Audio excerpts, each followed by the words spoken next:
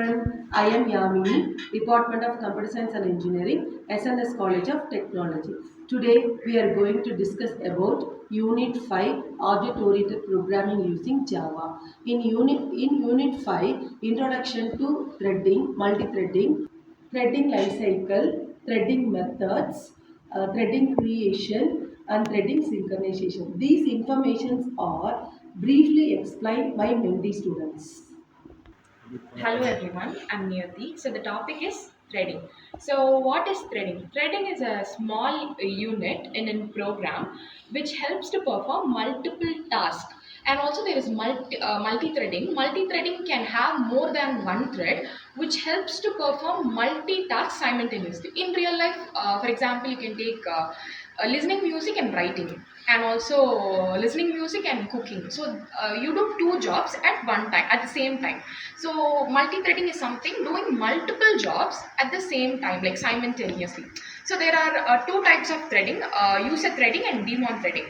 Commonly, user threading is created by the user, and the daemon threading is a background threading which supports the background, like garbage center, such things. And when you go to user threading, like printing, calculating, which is done by the user and created by the user.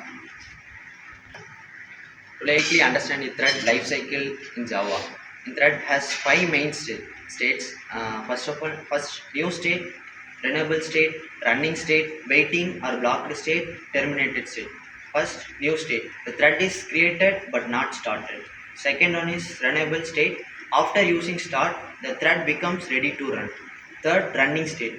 The CPU accesses the thread and the run method works here.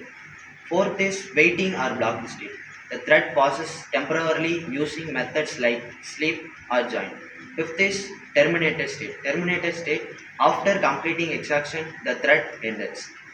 Now some important thread method: start. Start the thread, and second run. Contains thread code. Sleep pauses the thread. Fourth one is wait for another thread is join. Is alive, check whether thread is running.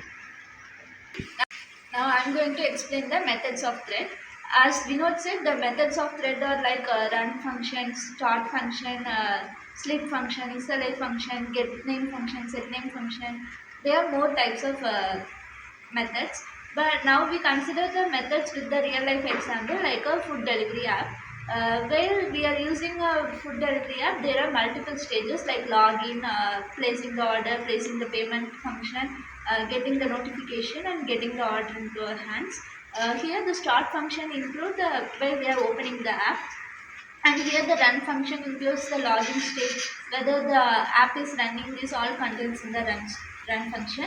While the sleep function will pause one work, and it will allow you to pause that work for certain time, and it will operate on this after certain time. This is called a sleep function. And isOrder function will check whether the function is alive or is working or not. In the food delivery function, food delivery app, we can check whether the order is is on the way, or we can keep tracking. And get name function and set name function, it will check you to identify the thread, whether the order is placed or it is on the track. We can be used by this function. And get priority and set priority function. Here it will give importance to the higher priority state. For example, while it will give high priority for payment process instead of notification. Hi, I'm here to discuss about thread creation. So in OOPS like Java or C++, thread creation means creating a separate pathway of execution so that the multiple tasks can run simultaneously. So normally if an instruction is given, it will be executing one by one. In real life example, if a person orders food, one chef does the juice and another chef does the noodles and that kind of stuff. So in this thread creation, the same process happens. So the advantages of thread creations are better performance and time saving, and then CPU usage is better than others, and then saves time, as I already said. Yeah. Hi everyone, I'm Arvind from Aerospace Department. So my topic is thread synchronization.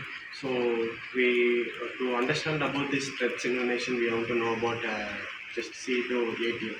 So in the ATM, people will go and get money. So if you look deeper into that, we can see it have two options: deposit and withdraw.